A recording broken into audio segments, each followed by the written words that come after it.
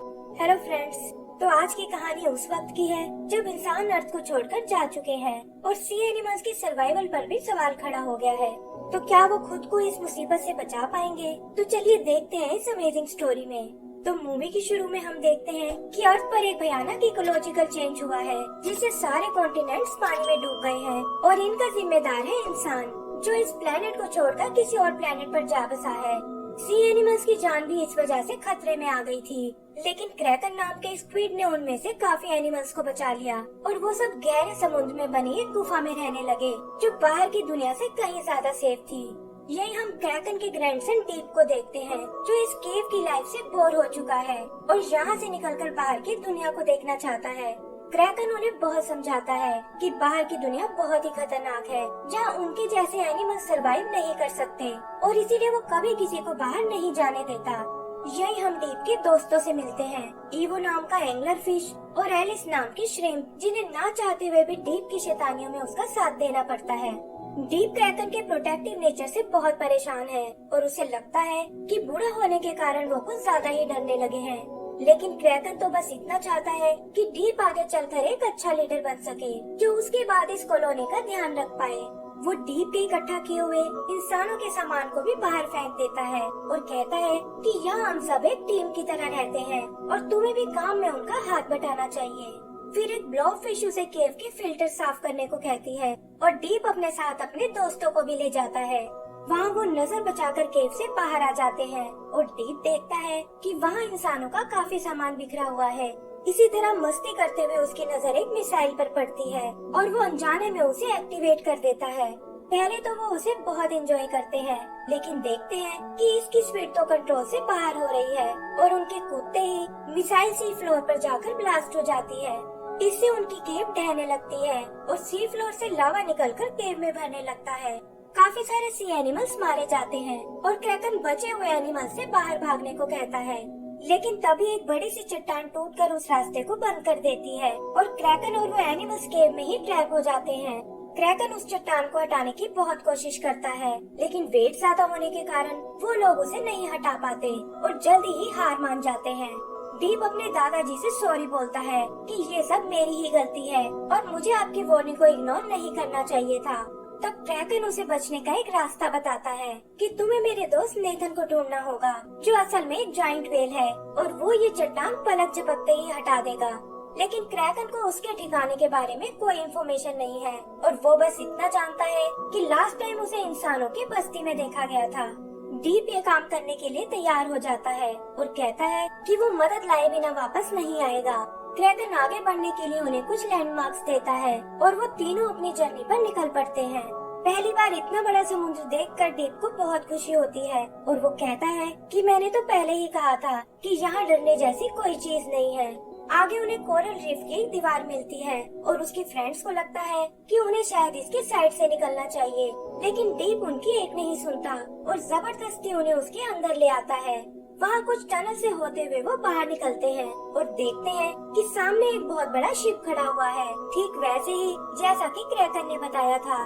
Curious होकर वो उसे अंदर से चेक करने जाते हैं और यहाँ उनका सामना नॉर्मा नाम की एक वेम्पायर स्क्विड से होता है, जो खुद को एक बहुत बड़ा सिंगर मानती है। एलिस उससे इंसानों की बस्ती तक जाने का रास्ता पूछती है और नॉर्मा बताती है कि मैंने कई साल इंसानों के बीच में ही गुजारे हैं, जहाँ मेरा अपना एक ग्लास का महल था और इंसान दूर दूर से मेरी परफॉर्मेंस देखने आते थे। डीप उसे वहाँ तक पहुँचने का रास्ता पूछता है, लेकिन नॉर्मा कहती है कि इतनी जल्दी तुम कहीं नहीं जा सकते, क्योंकि अभी तो तुम्हें मेरी एक परफॉर्मेंस देखनी है, वरना मैं तुम्हें भी अपनी तरह एक वैम्पायर बना दूंगी। उन तीनों के पास भी और कोई चारा नहीं होता और नॉर्मा अपनी परफॉर्मेंस शुरू कर देती है। तभी डीप को एक आइडिया आता है और वो और उसके दोस्त नॉर्मा की झूठी तारीफ करने लगते हैं।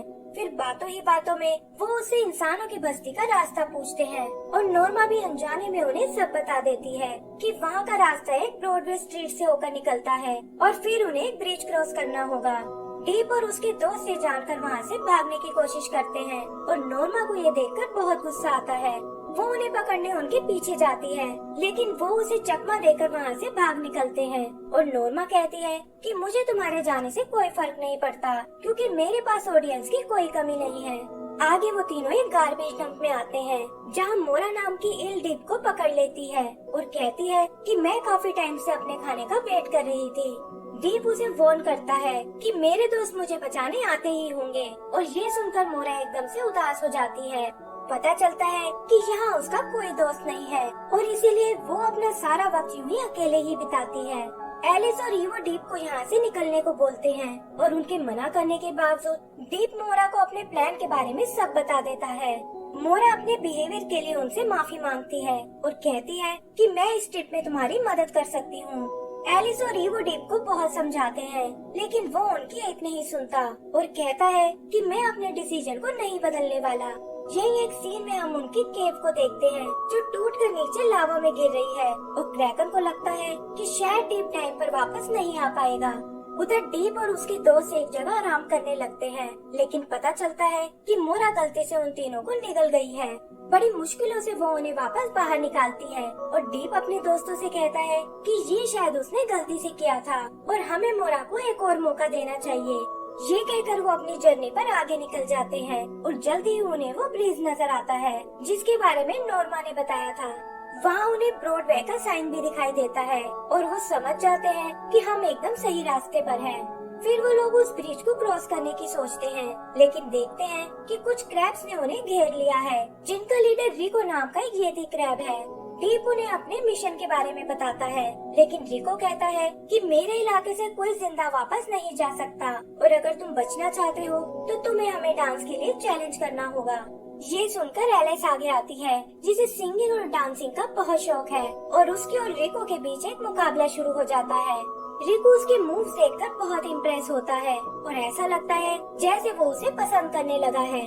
वो एलिस से यहीं अपने पास रुकने को कहता है लेकिन एलिस उसे समझाती है कि वो इस तरह अपने दोस्तों का साथ नहीं छोड़ सकती और उससे वादा करती है कि मैं तुमसे मिलने वापस जरूर आऊंगी।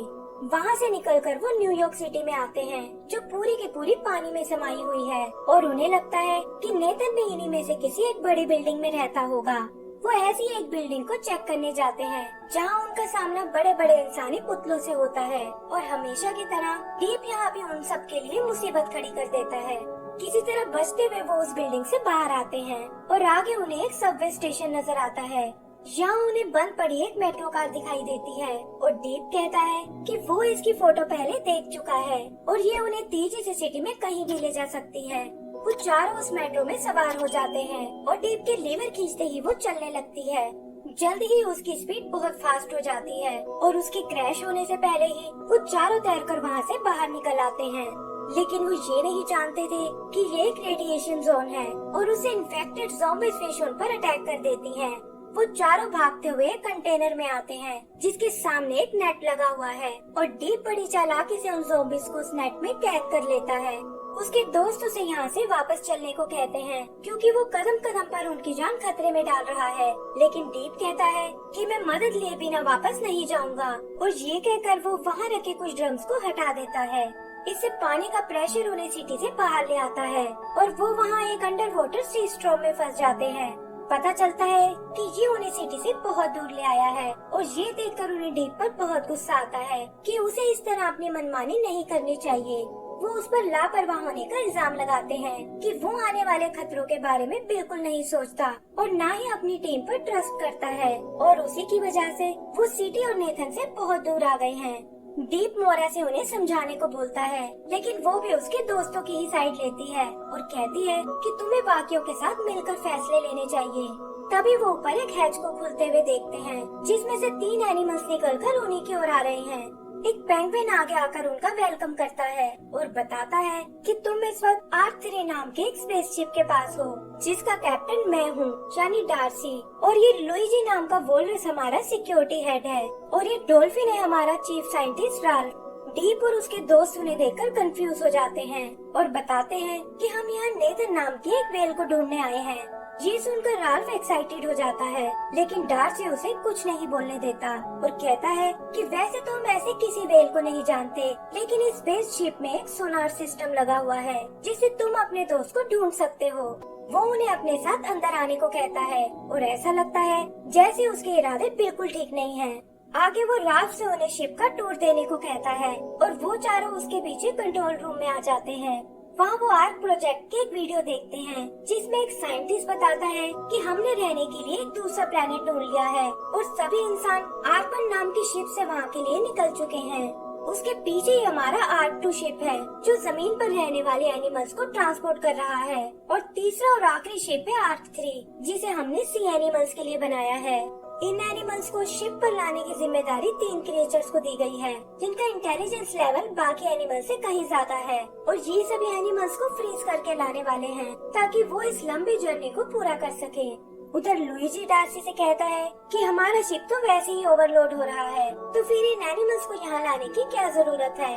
इस पर डार्सी उसे बताता है कि ये चारों भी हमारी तरह काफी इंटेलिजेंट लगते हैं और ऐसे ही एनिमल्स की मदद से हम नए प्लेनेट पर इंसानों की बराबरी कर सकते हैं। इधर डीप और उसके दोस्त देखते हैं कि शिप के लॉन्च होने में बस 1 ही घंटा बचा है और डीप उन्हें अपने मिशन के बारे में याद दिलाता है। तब डार्सी लुइजी से उन्हें सुनार रूम में ले जाने को कहता है और खुद मोरा को भड़काने लगता है कि डीप तुम सबको यहाँ मरने के लिए लाया है और सिर्फ मैं ही हूँ जो तुम लोगों की जान बचा सकता हूँ। मोरा भी उसकी बातों में आ जाती है और डार्सी उसके साथ मिलकर डीप और उसके दोस्तों को एक रूम में कैद कर देता है।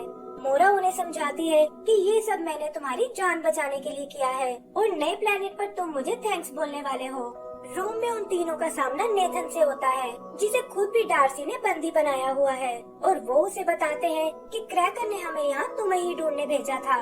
तभी अचानक शिप के इंजन शुरू हो जाते हैं और टेक ऑफ में अब बस आधा घंटा बचा है। वो नेथन से अपनी ताकत यूज करने को कहते हैं ताकि वो उन्हें यहाँ से बाहर निकाल सके, लेकिन डार्सी को उनके प्लान का पता चल जाता है। मोरा भी नेथन को यहाँ देखकर बहुत हैरान होती है और समझ जाती है कि डार्सी ने उन लोगों से झूठ बोला है, लेकिन अब वो अपने दोस्तों के लिए कुछ नहीं कर सकती। फिर डार्सी नेथन के सेल का फ्रीज बटन एक्टिवेट करता है जिससे एक मशीन उनके सेल को फ्रीज करने लगती है, और नेथन कहता है कि अब वो यहाँ से कभी नहीं निकल पाएंगे। डीप भी ये सुनकर उदास हो जाता है क्योंकि उसे लगता है कि ये सब शायद उसी की गलती है और वो अपने दादाजी की उम्मीदों पर खरा नहीं उतर पाया।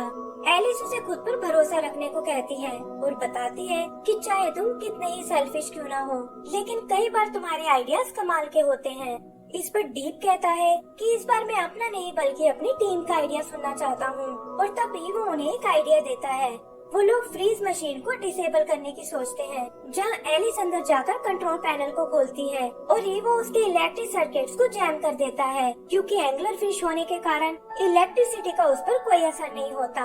इससे वो मशीन बंद हो जाती है, लेकिन नेथन बताता है कि अभी भी हमारे पास बाहर निकलने का कोई रास्ता नहीं है। तब वो एक सीसीटीवी के थ्रू मोरा से बात करते हैं जो शिप के कंट्रोल रूम में बैठी है, और डीप उससे अपने बिहेवियर के लिए माफी मांगता है। मोरा उनके निकलने के लिए एक वेंट खोलती है और डीप नेथन से प्रॉमिस करता है कि जल्द ही वो उसे बाहर निकाल लेंगे। वहाँ से वो सारे कंट्रोल रूम में आते हैं जहाँ उनकी और डार्सी की टीम के बीच लड़ाई शुरू हो जाती है। डार्सी अपने गन से डीप को फ्रीज करने की कोशिश करता है, लेकिन ईवो बीच में आकर उसे बचा लेता है और खुद फ्रीज हो जाता है। फिर डीप मोरा की मदद से डार्सी को भी फ्रीज कर देता है और यही हाल वो राल्फ का भी करते हैं। लुइजी गुस्से में उन पर अटैक करने आता है, लेकिन वो एक सेफ्टी पोर्ट की मदद से उसे दूर भेज देते हैं। तभी अचानक वो शिप लॉन्च हो जाता है और बाकी एनिमल्स के साथ साथ वो चारों भी स्पेस में जाने लगते हैं। एलिस हड़बड़ी में कंट्रोल्स के सारे बटन दबा देती है जिससे शिप के फ्लड गेट्स खुल जाते हैं और वो चारों और सारे एनिमल्स नीचे समुद्र में गिर जाते हैं। पानी का टेम्परेचर सभी एनिमल्स को डीफ्रीज कर देता है और वो देखते हैं कि नेथन और ईवो भी एकदम सही सलामत है। ये देखकर वो सब बहुत खुश होते हैं और नेथन कहता है कि अब हमें जाकर क्रैकन की मदद करनी चाहिए। उधर केव की हालत बहुत खराब है और क्रैकन को लगता है कि अब उनके बचने की कोई चांस नहीं है। तभी उसे डीप की आवाज सुनाई देती है जिसके साथ नेथन भी है, और ये सुनकर क्रैकन खुश हो जाता है। फिर नेथन उस चट्टान को हटाने की कोशिश करता है, लेकिन वो अपनी जगह से मूव नहीं हो पाती और वो बताता है कि जरूर इसके नीचे कुछ अटका हुआ है। तब डीप और उसके दोस्त उस रुकावट को हटाने जाते हैं और देखते हैं कि वहाँ बीच में एक छोटा सा पत्थर अटका हुआ है। उसे हटाकर बाकी तीनों तो वहाँ से निकल जाते हैं, लेकिन डीप उस होल के अंदर ही फंस जाता है। इधर नेथन भी उस बड़ी चट्टान को मूव कर देता है जिससे क्रैकन और केव के बाकी एनिमल्स बाहर आ जाते हैं। उन्हें लगता है कि शायद उन्होंने डीप को खो दिया है, लेकिन तभी एक होल से डीप बाहर निकल आता है और ये देखकर वो सब रिलैक्स फील करते हैं। क्रैकन को डीप पर बहुत प्राउड फील होता है और डीप उसे बताता है कि बिना अपनी टीम की मदद के वो ये नहीं कर पाता। फिर क्रैकन रिटायर होकर नेथन के साथ घूमने निकल जाता है और मोरा सबको बताती है कि हमें समुद्र में अपनी प्रजातियों को फिर से बढ़ाना होगा। डीप को लगता है कि उसके पास तो ऐसा कोई पार्टनर नहीं है और तब मोरा उसे एक फीमेल ऑक्टोपस से मिलवाती है और डीप की लव लाइफ भी शुरू हो जाती है। एंड सीन में हम डार्सी और उसके दोस्तों को देखते हैं जो आर्कटिक ओशन में मदद के लिए चिल्ला रहे हैं और इसी के साथ हमारी ये मूवी खत्म हो जाती है। तो दोस्तों, अगर आपको ये मूवी पसंद आई हो तो प्लीज हमें लाइक एंड सब्सक्राइब करना ना भूलें। Thank you.